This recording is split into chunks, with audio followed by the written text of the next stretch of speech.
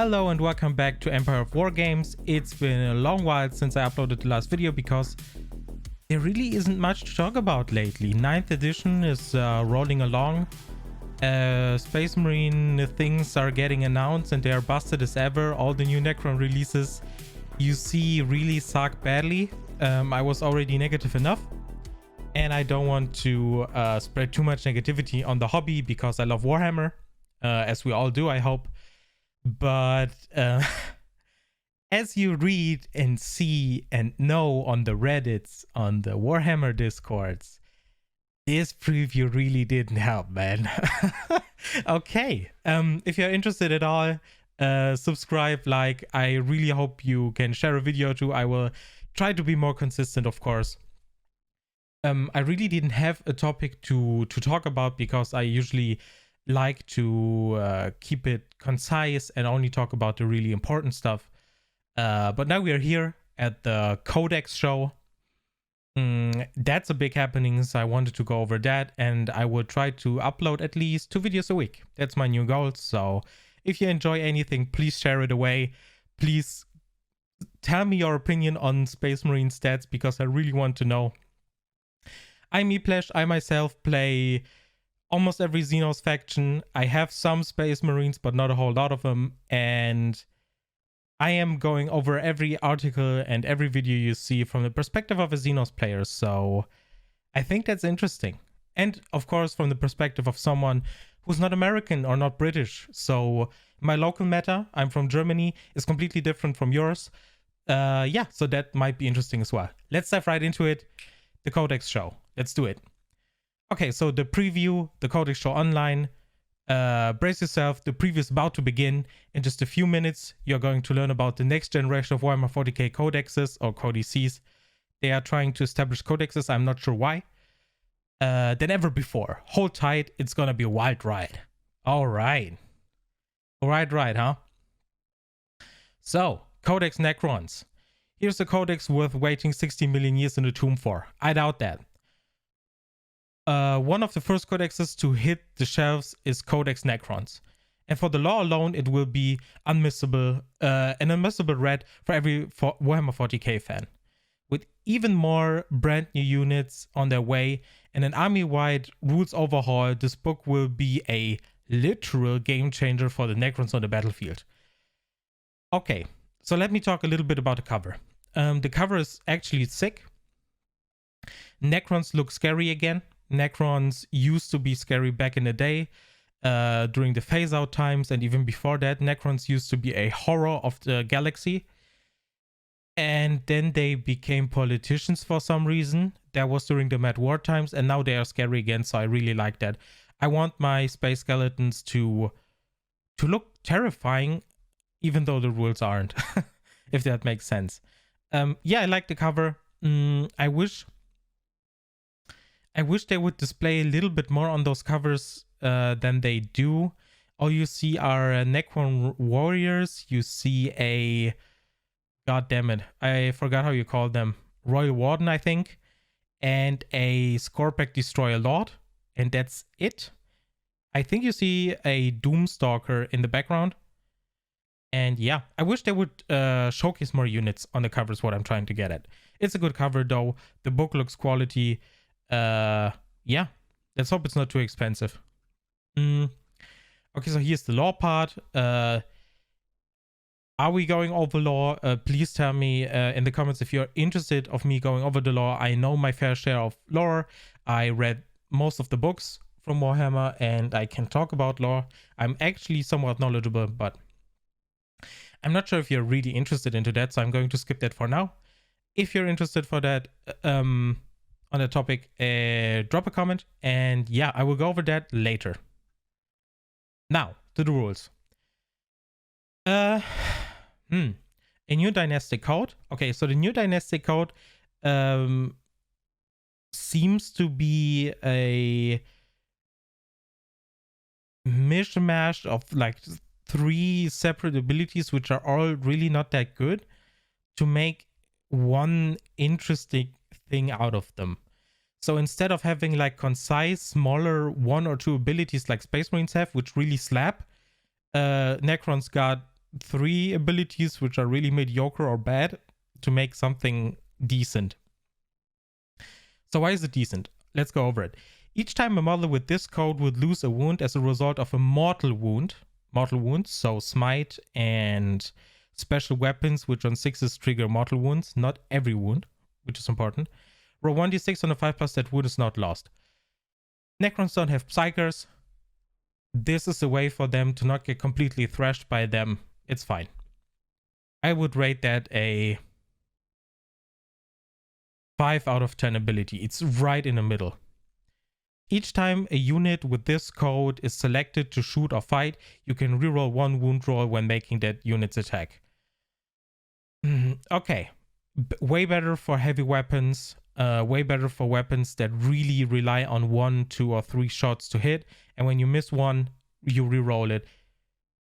Also a 5, maybe a 6. Also a good ability. Nothing mind-boggling because it's 1 wound. And especially on infantry, it's doing nothing. When the protocol of the Undying Legions becomes active, whatever that means, for your army, if your unit is in your army excluding dynastic agents, but we are not sure what those are yet, and Satan shards has this code, you can select both of their command protocols directives instead of just one. Oh, okay, so here are the directives, so you can activate both of them in one turn instead of both. Which is cool. Which is also, in a vacuum, that's like a 5 or a 6, because it really depends on your directives and what protocols are available to us, but we will go over the next protocol, and then I'm going to tell you if that protocol is a good example for a strong protocol or not. Okay, so now they are talking about command protocols, how it works. If your army has from the same dynasty and is led by a character with the noble keyword, which I'm also not sure if it's a new keyword or Necron specific, of the noble keyword is generally a keyword for HQs. Who knows? Any of your units within 6 of the characters will benefit from that directive. So you don't activate those protocols like I thought you would. I don't know, your HQ choice, I don't know, your overlord presses a button and then every unit in your army gets this bonus. They need to be within range, which is not what I hoped for. I hoped it's something like the Silent King has. He has like those buttons he can press and stuff happens to all of the Necrons across the galaxy. I hoped it was something along those lines. It's not. You need to be always in range of HQs. Necrons will be incentivized to take more HQs than others because their main abilities are actually dependent on them. So yeah, I think Necrons will be losing a fair share of command points because of that. That's my prediction. Now, Directive 1. Add 3 to the range of the unit's aura abilities to a maximum of 12. No idea why they kept that. Completely unnecessary. And increase the range of the following abilities this unit has by 3. Wait, what? Increase the range of the following abilities. Okay. Lord's Will, My Will Be Done, Rites of Reanimation. No idea why it's a maximum of 12. Again, completely unnecessary. If the range would have been 15 or something, that wouldn't have hurt anyone. I don't know why it is there. All in all, good directive. It's actually useful. You would think 3 inches isn't that much, but on a smaller scale boards, 3 inches is actually quite a lot. And you can't forget that it's a 3-inch radius, so it's not bad. Directive 2. This unit is eligible to shoot in a turn in which it fell back, but if it does, then at the end of the turn, each time a model in this unit makes a ranged attack, until end of the turn, each time a model in this unit makes a ranged attack, subtract 1 from the attack's roll. I think that is exactly the same ability that Ultramarines have. Correct me if I'm mistaken. They can leave melee combat, and shoot with the -1 penalty. Good directive as well.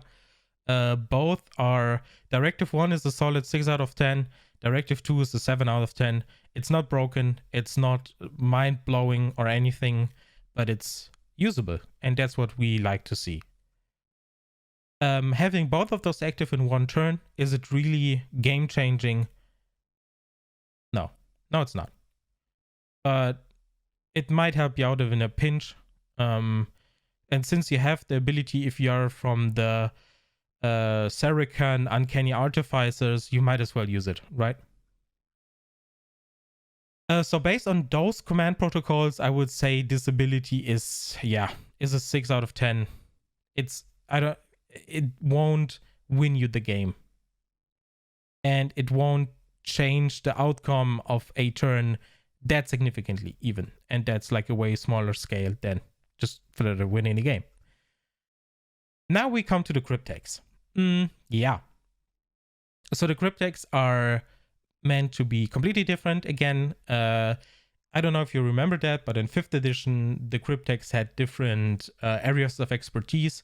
You could choose which, I don't know, school your Cryptex is from, and based on that, you had different abilities and different things similar to psychic abilities, and now they are going back to that, and they are even giving models for all of them, which we didn't have back then. So the Chronomancer model only.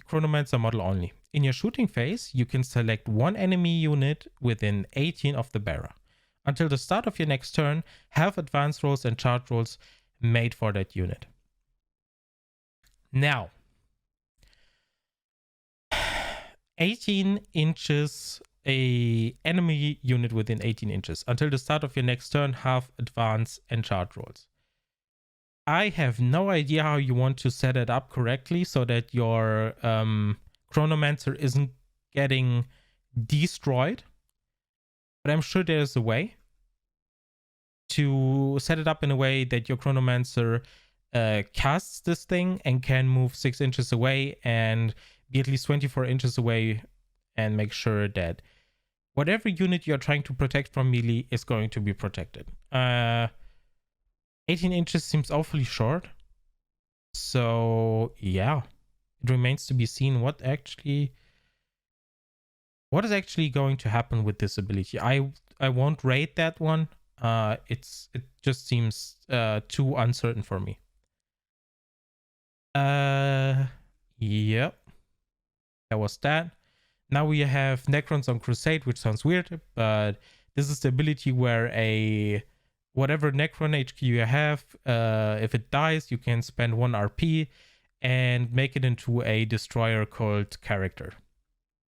Which is basically the same thing as, I don't know, a captain or a lieutenant dying and you turn him into a dreadnought. It's the same thing. If like us, blah, blah, blah, 40k code book, pretty rad, you're gonna love the extra narrative goodness in the new codex. The Silent King. Oh, yeah, let's dive into it. The Silent King. Now, I can't rate the Silent King either because we have no information on him except this little data sheet, which really doesn't do anything for us. He's slow moving, he has 16 wounds, ballistic skill and weapon skill 2+, strength 5, toughness 7, 6 attacks, leadership 10, save 3+. Problem with this, only with the stat line.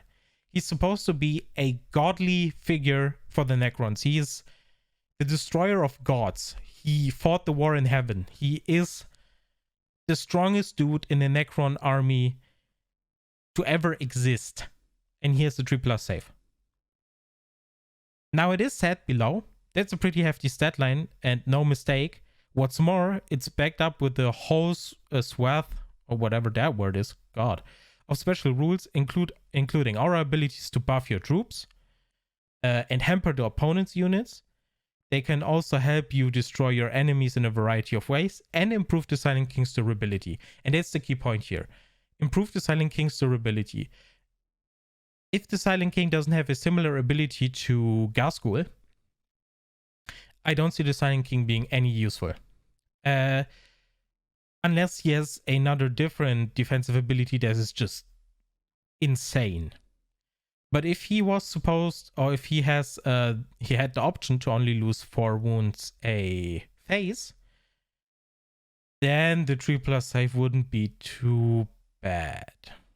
I wonder if he has an invulnerable save. That all remains to be seen. I'm slightly more negative towards this model, as you might have noticed, because all the Necron rules so far have been very uninspired. I did a math hammer thing on death marks, and I didn't decide to upload it because you can do the math yourself. Death Guard's not a really good unit, and that's insane because they buffed that unit really hefty.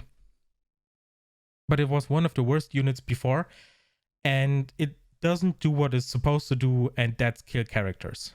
And people are arguing, well, you don't need to use them to kill characters. You can use them to kill infantry. No. I have better infantry killers in the Necron army than death marks. Cheaper, especially. Now, I can't rate the Silent King. I don't really like the stat line. He's slow. He has strength 5. I hope his weapon is strength +3. Otherwise, that's going to suck. Toughness 7 is okay. 16 wounds. You can't change that everyone is going to be able to just target him. 6 attacks doesn't sound like an awful lot. It's all remain to be seen. I hope the Satan can shoot something. I hope his 2 advisor guys can attack as well. I just hope the special rules for this unit are going to slap. Otherwise, the Silent King is going to be not the most formidable character in all of 40k. And that's not what we want to see. Because the Silent King is on the same level as many rightfully pointed out as the Emperor himself. Who knew? And yeah. If that guy is going to just get slapped by 2 last cannons and die, that's not what we want to see. Now, the next Destroyer cult. They are called Ophidian Destroyers. Let me show you them again. You can see them here. Now, the Destroyer cult seems to be what Gravis armor units are for Space Marines. They are more specialized, they have heavier armor or better defensive abilities, and they hit harder while being in smaller units and elite choices most of the time, I think. Now, you can take them in a unit from 3 to 6. That's really important because we are going to look at heavy intercessors. And yeah. And learn that this is bad. They are called Ophidian Destroyers. Movement 10 is okay. Weapon skill, ballistic skill 3 is the standard. Strength 4, toughness 4. Toughness 4 sucks bad. I hate it. 3 wounds, perfect. Attacks 3. For a melee specialized unit, that's not really good.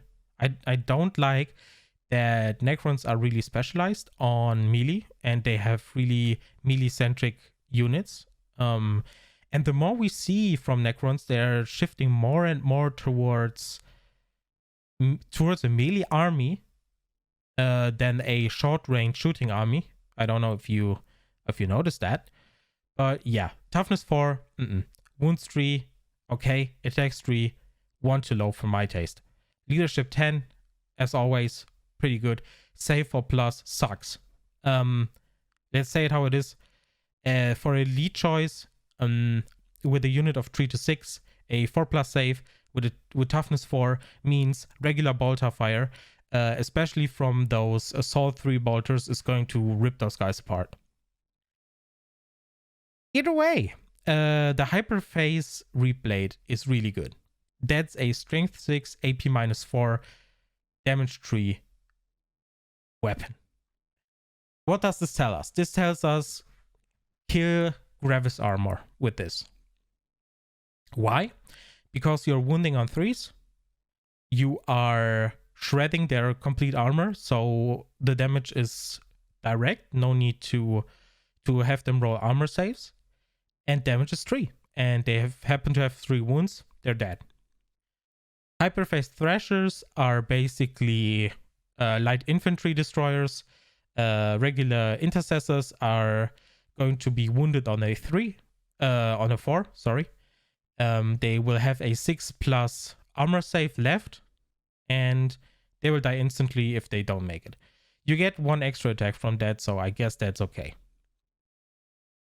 And Ophidian Claws are basically the even lighter infantry stuff for horde armies, basically. So you have an option to have 5 attacks, which really don't hit that hard, but are more than enough for 1 wound infantry. Now we have living metal reanimation protocols and command protocols. We don't know the current state of reanimation protocols, so that's something I cannot talk about yet. Hardwired for destruction. Each time a model in this unit makes an attack, reroll a hit 1 of 1. That's good. Hyperface Blades. Those are the strong blades. Each time a model in this unit makes an attack with a Hyperface Blade, an unmodified hit roll of a 6 scores 1 additional hit.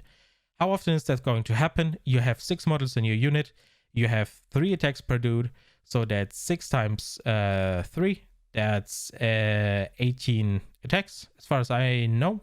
And 18 divided by 6 is 3. So you're probably sitting at 21 attacks on average. I think that makes sense. If not, you get the gist. I think you're rolling an average of 3 6s with 18 dice, so that makes the Hyperface Blades even better. Not sure why you would use the Hyperface Thrashers. I would need to do the math on that. I'm not saying the Hyperface Thrashers are bad, but I like the Hyperface Blade more on the first glance. Now, you have whip call bodies. Each time a melee attack is made against this unit, subtract 1 from the attacker's hit roll. That's the defensive mechanism for their terrible defensive stat line. I don't know if you realize how squishy they are. They're worse than than Space Marines. And they are in lead slot with 3 to 6 models inside in the unit. Now, and the last is Tunneling Horrors, which is basically Deep Strike. As I said, we'll get to Space Marines. These are not doing anything for me. We have Scorpek Destroyers, I think they are called. I like those guys way more, those tri-leg things. These seem to be way too difficult to make work, to maneuver around, and yeah, those are too specific. All the Necron units are way too specific. A Space Marine dude just puts down heavy intercessors and can do with them whatever he wants. Ophidian Destroyers, you need to have a PhD on Warhammer tactics to make them work. Because a 10-inch movement with a 6-inch never mind that, with a 6-inch assault, and you have Deep Strike, I guess you get them into melee. It's not that easy. That's all I'm saying. Now we have the new flayed ones, which look really cool. Scary again. Not out of Finecast. And they look evil. And that's exactly what you want. I hope they will sell them in a unit of more than 5. I hope they are in a pack of 10. I doubt that, but you know. If they are not a troops choice, I'm already predicting the future and saying if they are not a troops choice, they are going to be completely useless. Okay? With a revised strategy for the new edition, the flayed one, longer flayer claws can shred armor even greater with even greater ease, as now they strike with an AP of -1. So basically, they are now chain swords. And as one would expect from a unit whose rather gruesome, whatever, metallic bodies, marble second skin of the fenced flesh of the victims, they are the best with killing squishy stuff. The problem is you're not playing a lot against squishy stuff, and if you're playing against squishy stuff, it's well guarded. So And they have the special ability Flash Hunger. Each time a model in this unit makes a melee attack against an enemy non-vehicle unit, an unmodified hit roll of 6 scores 1 additional hit. Yeah. I don't know what to tell you. It's okay. It's nothing special. It's really not. They need way more than AP -1 and this ability to be made useful. They need to be a troops choice. They need to get more attacks. They need to have a special rule which allows them to inflict mortal wounds on 6s. And that's the part where it starts getting interesting. When a unit of 10 of them has 40 attacks, 6s score an additional hit, and 6s on wounds or whatever deal mortal wounds, that's when we are talking about like the decent stuff. Obviously not against vehicles because they seem to have hunger for flesh and not for metallic stuff. So yeah, but that will make them actually good. Here's the Chronometron in your command phase, and we all know what the command phase is by now, so I'm not going to explain that. If you need to read that up, I will link the command phase rules in the description below. You can select one friendly dice unit within 9 of this model until the start of your next command phase. You can reroll charge rolls made for that unit, and models in that unit have a 5+ invulnerable save. Sick. We have a lot of melee stuff. I hope he's fast. I hope his tentacly legs are going to carry him 8 inches or even 10 inches. I doubt that. He will probably be sitting at 6 inches, but it would be sick if he could keep up with our melee units, with our good melee units. And because that would make our Necrons really good. The model itself, I'm not talking too much about the models because those are very subjective, but he looks sick. He has this cube out of his shoulder armor thingy. The staff looks sick. I like the tentacly legs, as I said. The only thing that was mentioned a lot was the face. It's basically a Necron face, I guess, not a helmet. Looks too smooth. I will probably swap it out with some Ossiarch Born Reaper stuff or a different Necron head, which is very easy to do, so that's a minor complaint. Other than that, really cool model.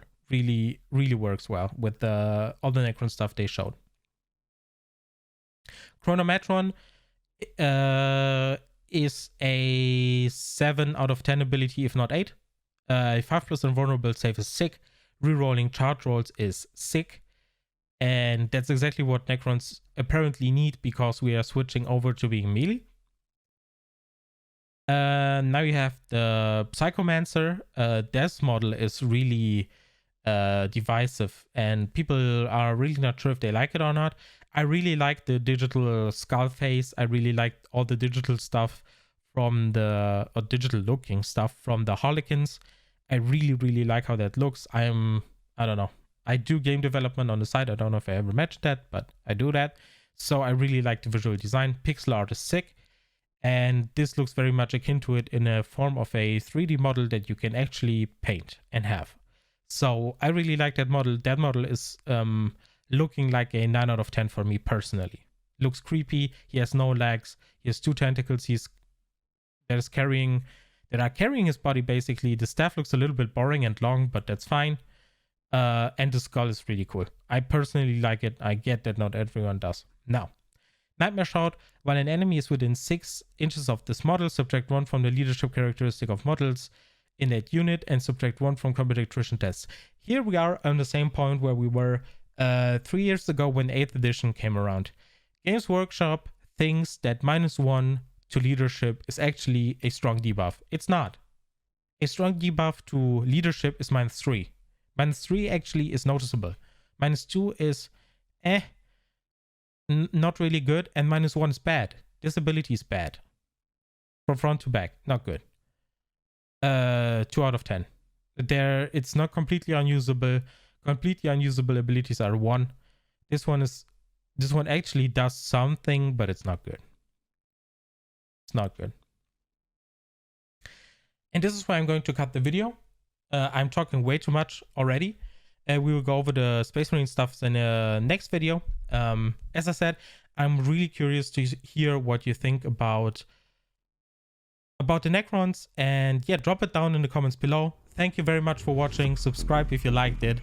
I'm ranting a lot, but it's all in goodwill. I want Necrons to be good. Yeah, and thanks for watching.